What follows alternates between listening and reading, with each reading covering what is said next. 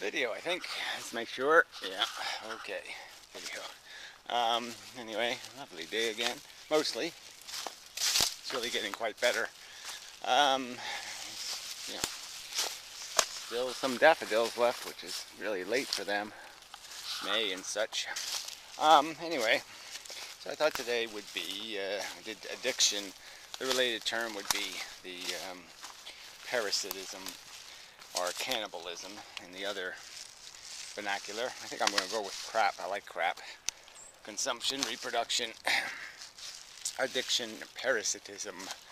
Yeah, I know it doesn't sing, but really shouldn't have to. The truth shouldn't have to sing and dance. There, you can quote me. Anyway, almost apple blossoms here. They're also very late. But anyway, what else? Oh, sure, parasitism, yeah. So, yeah, obviously it's in all these, the obvious ways, you know, food. That's obviously stealing, you know, from the other organisms. Yeah, I'd argue that there's a less and more egregious way to do that stealing. I mean, stealing from the unsentient is better than stealing from the sentient kind of thing. I think, obviously. So, but then where's the rest of this parasitism? Well, it exists in all. First, you have to figure the whole biosphere exists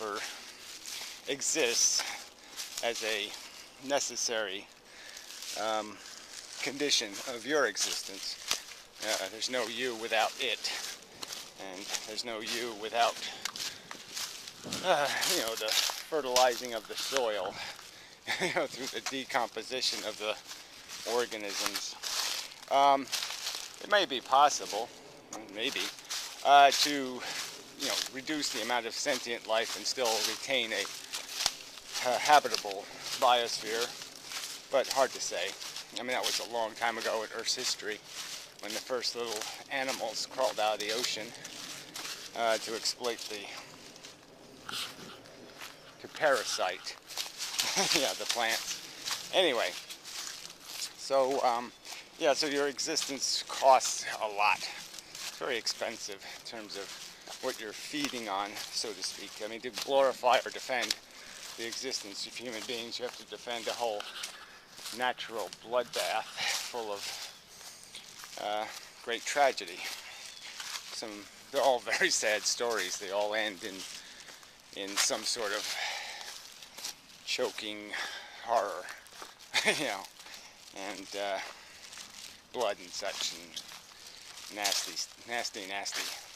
Anyway, so that's a given. I mean, that's the game. I mean, if you're going to defend a game, you got to sort of defend this price paid for your existence of all these sentient organisms redundantly living rather mechanical lives. You know, just doing the same feeding over and over and over and over and over. Reliving the same fear, the same terror, the same pain. Yes, they have their joys, but we know they're mostly made out of those tranquil moments when something isn't chasing you or harassing you, and the flies aren't pestering you, and all of that. All the other parasites leave you alone for a while and let you do some reproduction for which you will be rewarded. The feeding is pleasurable, but again, we know that's not free. So the thing I really wanted to get to, though, I mean, those are the crude arguments, and I think they're the strong arguments. I think they're, you know, they can't be. There's no defense. There's no. I'm sorry, I had to carry stuff. It's annoying. I mean, there's no way to defend I don't think, you know, the volume numbers, yeah, the mass of it. Anyway, but the more interesting part, the more personal to humans in their perspective, in their self-glorifying perspective, is the parasitism we do to each other. Now, see, I've got the obvious one of the economic system, you know, where we reward people for falling out of vaginas, and we punish people for falling out of the wrong vagina. You know, give huge head starts, huge liabilities, disabilities, all kinds of unfairnesses, and we take full advantage of those unfairnesses. Too many people will bid them down for their wages, or force them to cut each other's throat effectively, to scab each other out of a living wage. You know, parasitism. Then there's all this, just the basic relationships people have with each other. You know, there often are friendships. Admittedly, I fall into this category. There's a usury to it. You know, you're friends with people who have utility. You know, maybe they'll give you a blowjob, or you know, maybe they have some connections that might be valuable for you to keep, you know, to be able to pursue if opportunity knocks. Sometimes it's just an ego thing where it's just somebody you find is, you know, you need their approval, you need their, you want to impress them. So it's sort of a competition thing. You know, you're almost friends because they provoke in you a sense of, you know, I gotta show this guy up someday. You know, so it's kind of an ironic kind of parasitism. You're just feeding off the competition, and you know, the fact that they are interesting for that purpose. Then there's just raw utility again, where somebody just knows stuff. It's good to know people who know stuff, know how to do stuff. You know, you can always take advantage of that at the right opportunity. So it's kind of a utility thing. We cultivate friendships largely based on utility, and tend to neglect those friendships where it just becomes kind of burdensome and depressing and whatnot. I mean, I've certainly made myself less than useful to some people by merely, you know, being honest and, you know, talking my shit, so to speak. And it's just shit people don't want to hear. And that's okay. I don't have a need to convince them, but I just also don't have any desire to be dishonest and pretend everything's okay. So it's sort of a price you pay. But I would argue that most of those people were people who just found me useful for some purpose, and that purpose had diminishing returns, you know, in the sense that you had to pay for it by having to listen to me. And that was too much. So it is kind of a strange business, our psychology and what we feed on and how we feed on each other. I'm certainly charmed by some people, and so I put them in the charming category, and that's a whole psychology. It's not, the utility isn't obvious. And then, like I said, there's just some other people I find useful because they know some stuff. I can't say I have too many friendships based on some useful conversation. I guess that's why I don't have too many of those in my personal life. I don't bother, because there's just a certain point where I don't have too many other stories to tell that I really give a damn about. And you know, once you've gone over the points, so to speak, there's really nothing else to talk about. You know, the weather, you know, or some, well, the dirt is a really weird color this year. Yeah, I don't know what's with that dirt. You know, that kind of thing. It must be global warming dirt. Yeah, you know, you can do that, but it just doesn't do much for me. So it is sort of interesting if you just analyze your connections to people and why they exist, you know, and the real motives behind them. And I sort of did that early in my youth, and that's where I kind of realized humans suck, because I sucked. I mean, I just, you know, I could see how mercenary I was in choosing friendships, and yeah, there was always, even when you were sympathetic for somebody, you know, it just wasn't very durable.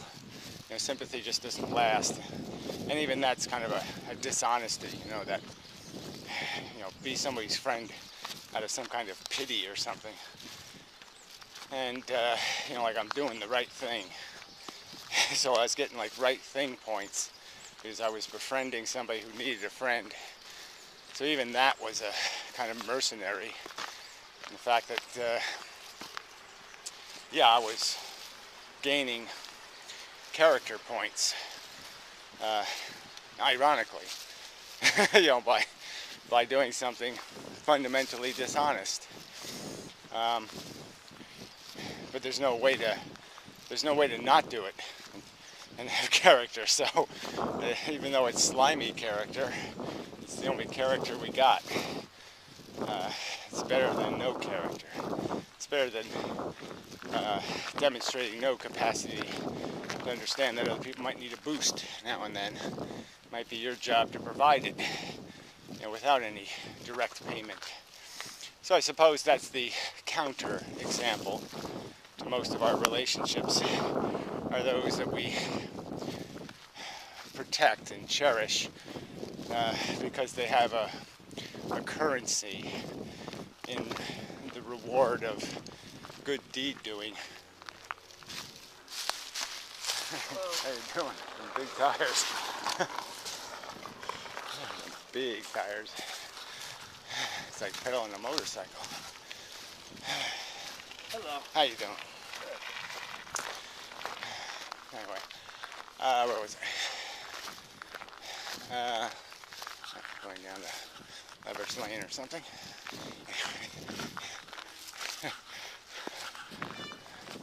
Big pro biking. Anyway, so, you know, I could analyze why those two guys are friends. You know, they've known each other for years, kind of gotten familiar with each other. You know, found utility in each other's company, because you need two guys to do some things sometimes. You know, sometimes being alone, you need too much time to think, maybe. Yeah, I was kind of thinking she would be running actually, but next time, way home maybe. Anyway, you know, in my youth, I'd say my friendships were more genuine or deeper or something. But you really did have a utility for your friends, because they were protection against the cruel world, so to speak.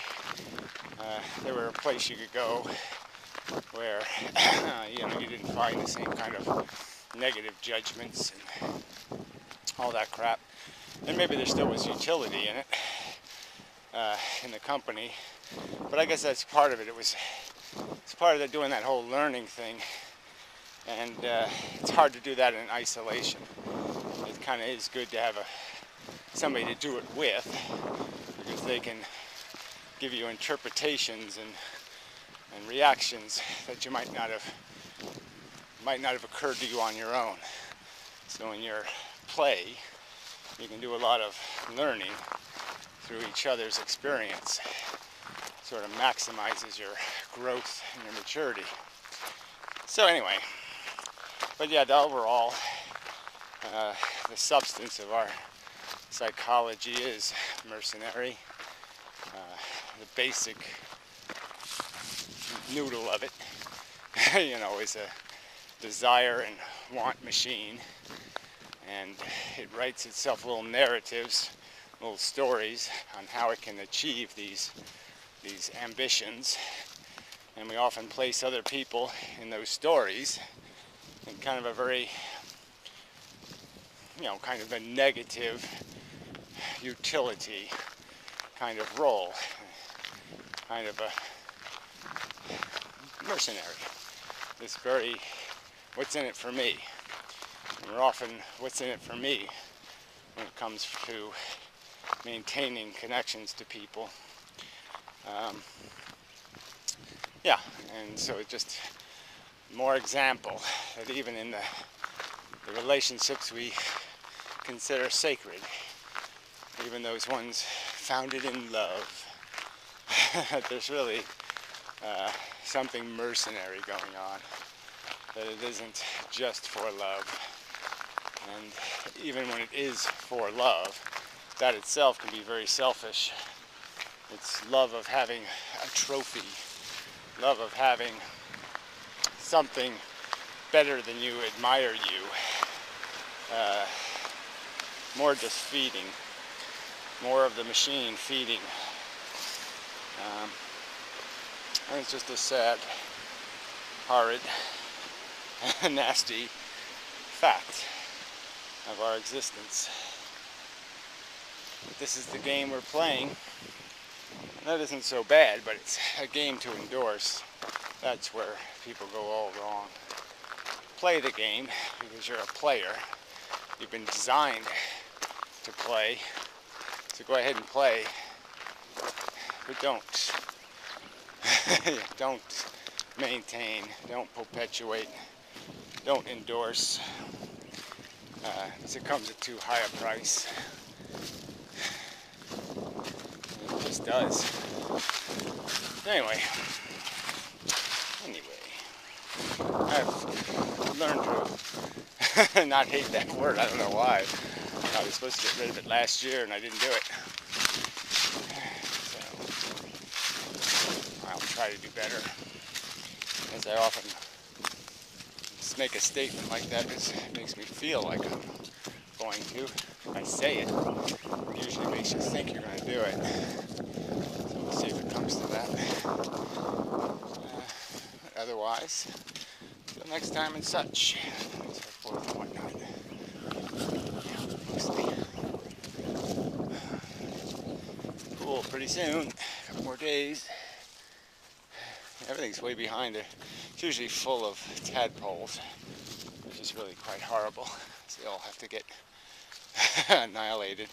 That's something in there.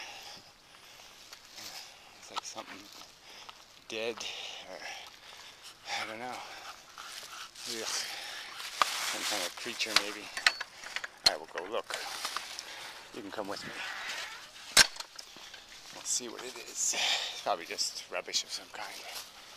Just had the look of a dead thing. Yeah, it's just a plastic thing of some kind. Oh, hat. Oh, there's some tadpoles in there. Yeah, more than I thought. They're kind of big too. There's usually a lot more of them though. So that's the good news. A lot less of them. A lot less. Usually swarming with them. A couple of days to take the net off. Tadpoles will be out of luck. Give some of them a bucket. But it's just the story of life on Earth. This zillions and zillions of little creatures every day. Every day. Some nice white daffodils. I like those. Yes, sir. I'm not a big fan of yellow. I like the white. So anyway, till next time.